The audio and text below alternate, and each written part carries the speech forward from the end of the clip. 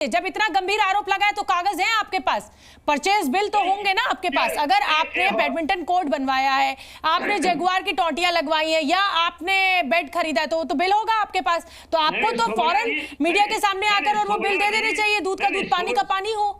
नहीं शोभना जी, हम इतना घटिया राजनीति नहीं करते हैं। मीडिया अरे राजनीति कौन करने के लिए कह रहा है आपसे? किसको दें कागज? अरे चितरंजन जी, ये तो कागज रखने की बात है ना। मेरे ऊपर आपने ये आरोप लगाया कि साहब आपने मेरी ये चीज चुराई, मेरे हाथ में पर्स है, मैंने कहा लीजिए साहब चेक कर लीजिए इसमें आपका सामान है कि नहीं। नहीं मैं आपको कागज दूं कि भाजपा को कागज दूं? आप कौन अधिकारी है कागज मांगने वाले? आप हैं कौन? सो मैं कहना चाहता हूँ, सरकारी संपत्ति है, किसी के बाप की संपत्ति नहीं है।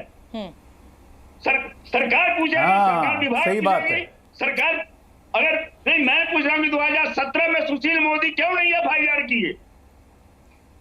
बोले उसका जवाब दीजिए। आरोप लगा देना किसी को, जवाब दीजिए। जवाब ले लेती हूँ मैं जवाब ले लेती हूँ अजय आलोक से। बताइए सुशील मोदी के खिलाफ क्यों नहीं मुकदमा किया था? हालांकि अब वो इस दुनिया में नहीं है, इस तरह की मतलब चर्चा मुझे लगता है कि 2017 में नहीं मैं जवाब दे रहा हूं।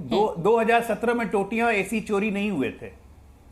2017 में बैडमिंटन कोर्ट भी नहीं बना था अंडर कवर्ड वाला एसी के साथ। सुशील मोदी ने बकायदा प्रेस कॉन्फ्रेंस करवा के सारे पत्रकारों को घुमाया था कि 56 एसी लगे हैं पूरे बंगलों में, इंक्लूडिंग बाथरूम में भी स्प्लिट एयर कंडीशनर लगा हुआ है। अरविंद केजरीवाल का 2 लाख का कमोड था, इनका 1 लाख का कमोड था। अरविंद केजरीवाल ने तो खाली कर दिया घर। मोदी ने दिखाए थे। अरविंद केजरीवाल ने तो वो खाली कर दिया, लेकिन उन्होंने भी हैंडओवर नहीं दिया। उन्होंने भी हैंडओवर नहीं दिया सरकारी कर्मचारी को। आतिशी अपने आप मूव कर गई हैं, इसलिए पता नहीं चला। हैंडओवर दिया होता तो पता चलता।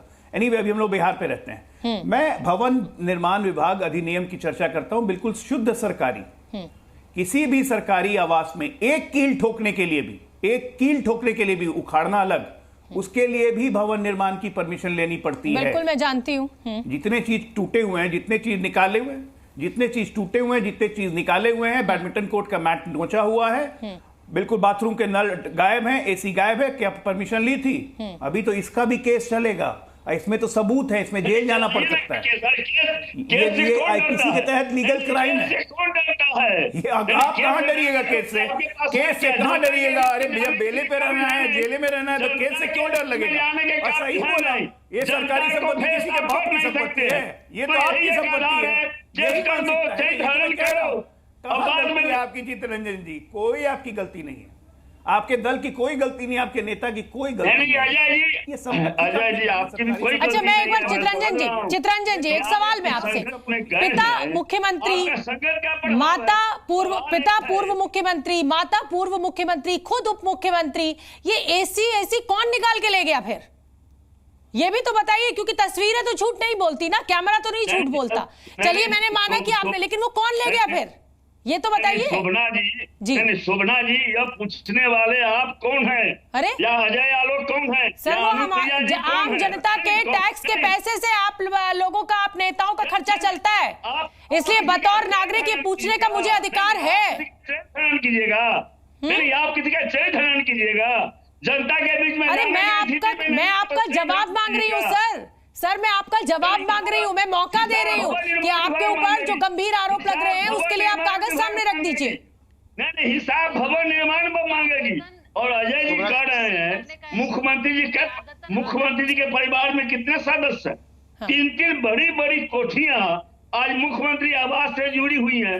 जो केजरीवाल की चर्चा, इसीलिए तो मैं पूछ रही हूँ ना आपसे चितरंजन जी, इसीलिए मैं पूछ रही हूँ कि भाई पूर्व मुख्यमंत्री पिता, पूर्व मुख्यमंत्री माँ, खुद उप मुख्यमंत्री पूर्व, तो फिर ये टोंटियां, ये बेड, ये एसी कहाँ चले गए? कौन ले गया? नाम लीजिए ना, बताइए कौन ले गया? आप कह रहे हैं कि साहब आपको बदनाम किया जा रहा है, लेकिन हमें तस्वीरों में दिख रहा है कि वहां से एसी उखाड़े गए हैं। जिसका था वो ले गया, वो कोई भाजपा का था? भाजपा का नहीं था, जिसका था वो ले गया। अरे किसका था? अरे वो जनता। अरे क्या अनुप्रिया जी, आप भी गजब करते।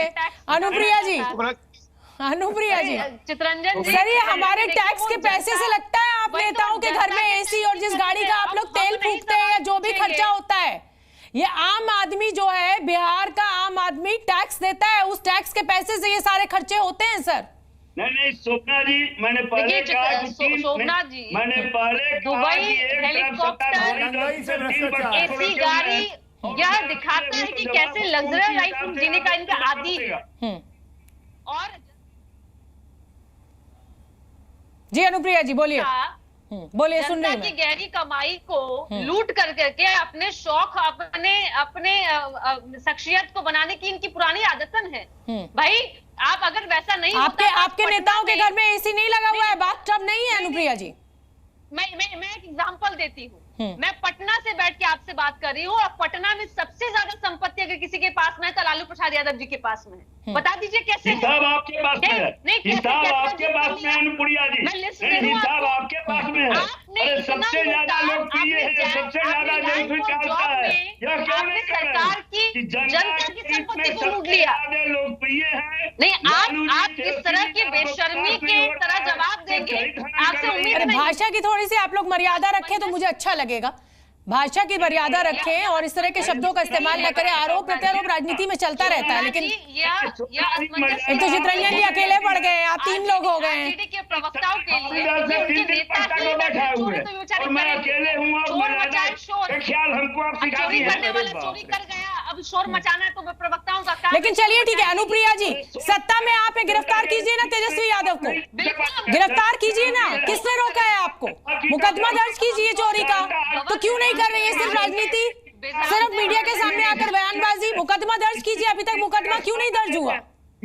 सरकारी संपत्ति अगर गायब हुई है तो मुकदमा दर्ज क्यों नहीं हुआ अनुप्रिया जी अभी तक?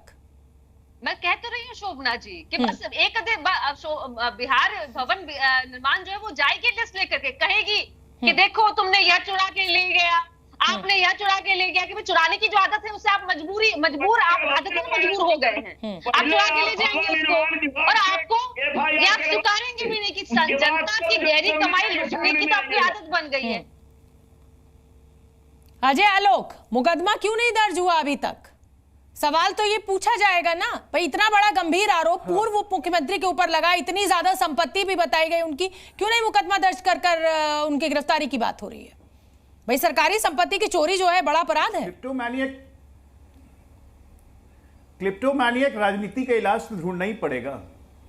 अब ऐसे नहीं जा सकता है। मैंने कहा ना, अभी यहाँ पे मुकदमा खाली सामान चोरी का नहीं लगेगा, सरकारी संपत्ति को नुकसान पहुंचाने का लगेगा।